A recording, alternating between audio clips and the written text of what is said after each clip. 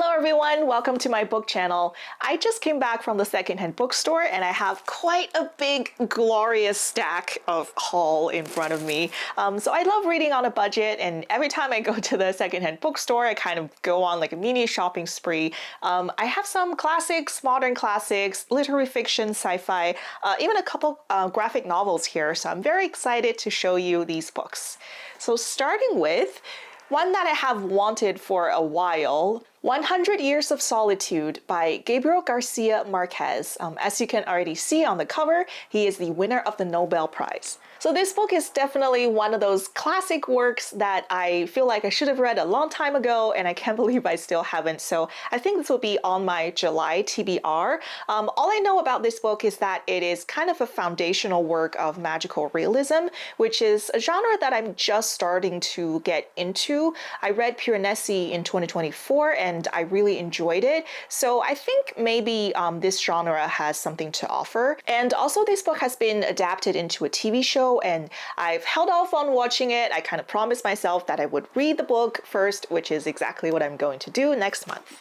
I think this book probably has one of the most well-known opening lines in the fiction world. Many years later, as he faced the firing squad, Colonel Aureliano Buendia was to remember that distant afternoon when his father took him to discover ice. So the opening line is already giving us a lot of tension and intrigue. You know, why is he facing the firing squad, and why is this his first time discovering ice? Why did he not know what that was before? So yeah, very excited to find out what the story is in this book. Next, I have Things Fall Apart by Chinua Achebe. I think this novel is probably one of the top recommendations when you research African literature. So this is the first installment in the African Trilogy by this author, and it writes of the pre-colonial experience in Africa. So kind of wrestling with tradition and culture versus the British colonial efforts and their political and religious forces and how they impact the African continent. This is certainly a well-loved novel in Africa, and I think it's received a lot of well-earned attention and praise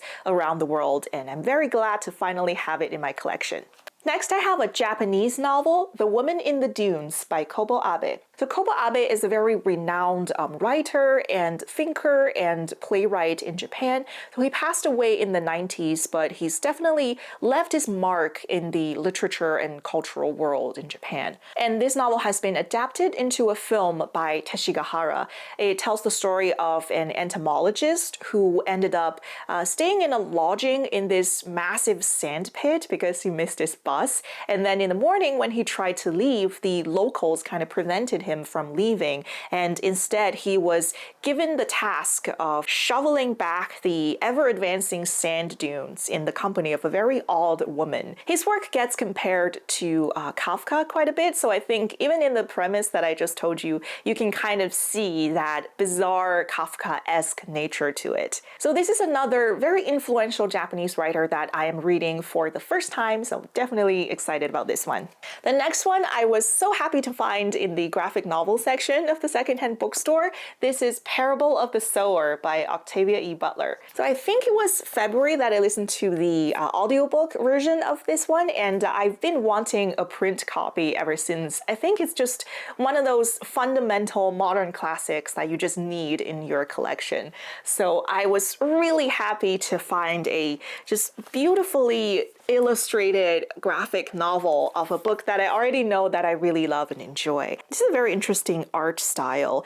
It's done with kind of rough and thick lines. I'm not an artist, I'm not good at describing it, but it's a very different art style than you would typically see in something like manga, and it uses a lot of this very earthy tones in the colorization. So I think the style is quite suitable to the novel, given that it's set in a dystopian world with intense water shortage, just very brutal exploitation of people. So this for me is definitely a collector's item. I'm very happy to have this on my shelf.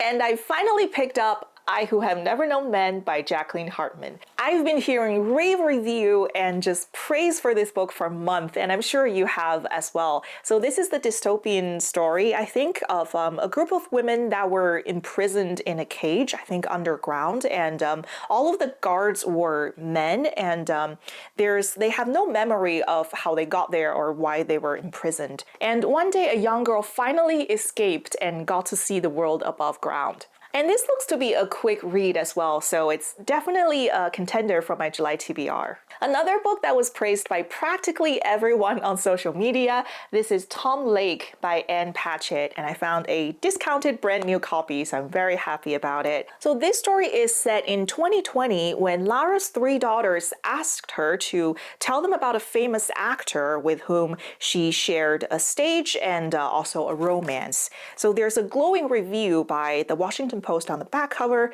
that says this is about romantic love, marital love, and maternal love, but also the love of animals, the love of stories, love of the land and trees, and the tiny red cordiform object that is a cherry. It sounds very romantic and heartwarming. I think this will be a great read. Next is the new work of Lisa C. This is Lady Tan's Circle of Women, published in 2023. So I just read her very renowned, very influential work, Snowflower and the Secret Fan, in May, and it was in my May reading wrap-up, which I will link down below. So Lisa C. is very good at portraying Chinese traditional culture and writing women in a historical setting, and all the ways in which they manage to find their own voice in a way that can defy the oppressive nature of traditional culture. This story in particular is about Tan Yunxian, who was born into an elite family and kind of just raised to be a traditional wife, but then she really wanted to learn Chinese medicine, and particularly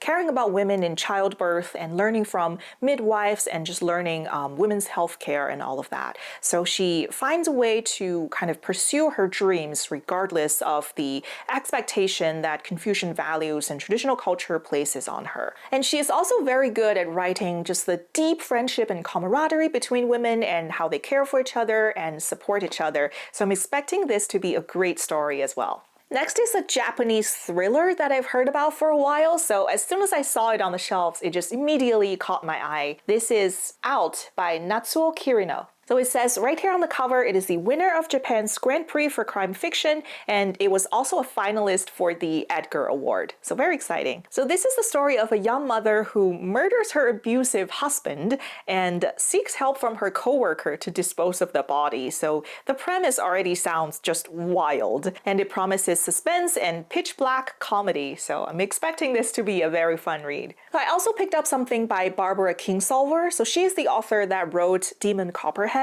which I haven't read yet, but that one received a lot of award nominations, and I think it won a few awards as well. It is a retelling of Charles Dickens's David Copperfield. I wasn't terribly motivated to read just the retelling of another story. That's not the type of premise that really interests me, but I did want to check out her writing, so I got a short story collection called Homeland by this author. So this is a collection of stories that's set from Northern California to the hills of Eastern Kentucky and the Caribbean island of St. Lucia. So that's very exciting for me. I like the variety of settings, and her voice is described as at times comic, but often heartrending, rings true as she explores the twin themes of family ties and the life choices one must ultimately make alone. Next is another buzz title that I think received quite a bit of praise and recommendation. This was brand new fiction published in 2024. It is Wandering Stars by Tommy Orange. This is a story about the Native American experience.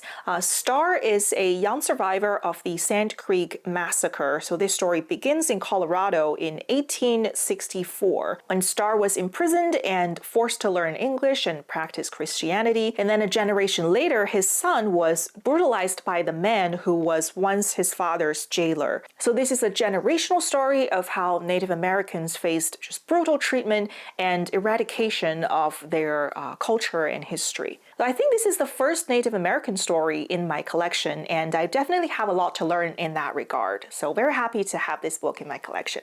So on a completely different note, I picked up a couple of really cute illustrated books. The first one is I Think, Therefore I Draw. So this is by Thomas Cathcart and Daniel Klein, and it is a book about understanding philosophy through cartoons. So this is a collection of cartoons, each kind of illustrating a philosophical idea, and every one of them also comes with a brief text introduction or explanation of what the philosophical idea is, like what the ism is that's contained in the illustration. So this is definitely a good one to have in my collection. And I also got probably the cutest book I ever did see. This is The Cat Who Taught Zen by James Norbury. So this book kind of illustrates a lot of very Zen ideas through just beautiful drawings, and it's got kind of like a watercolor style, and it's full of cute animals that tells the story that I think are kind of Buddhist ideas, like the Zen Buddhist philosophy, and they're just gorgeous and adorable. I mean, look at this. A cat and a baby wolf, just fantastic. To be completely honest with you, I already read it cover to cover, and I think I want to reread it. And also, the author has another book called Big Panda and Tiny Dragon, which I will definitely be keeping an eye out for, and I want that one in my collection as well. And I finally got N.K. Jemisin's Broken Earth Trilogy. So this is a brand new box set. So this is a speculative fiction of a future Earth that has like periodic apocalyptic disasters. This is a series that I wanted to read for quite a while, and I've heard a lot of praise for this author, and it's won the Hugo Award. And according to my research, the themes of these books kind of reflect both social issues and environmental issues, and it talks about like the cyclical nature of history, and it also explores the impact of oppression on people's identity. So it sounds like it's both exciting in like a sci-fi sense, and also it's interesting on like a deeper philosophical level. So that sounds like just the type of story that I will love. So definitely excited to dive into this one. So those were all the books that I thrifted. A lot of these were between, I would say, $4 and $8. And even the new copies that I showed have a discount on them as well. And a lot of these have like additional discounts on the sticker price. So shopping at the secondhand bookstore is just kind of my favorite shopping spree ever. Again, I love reading on a budget, and I hope you enjoyed this secondhand book shopping haul. And please let me know in the comments below whether you would be excited to pick up any of these titles. What are some of your recent book purchases and what you are excited to read? Thank you so much for watching, and see you next time.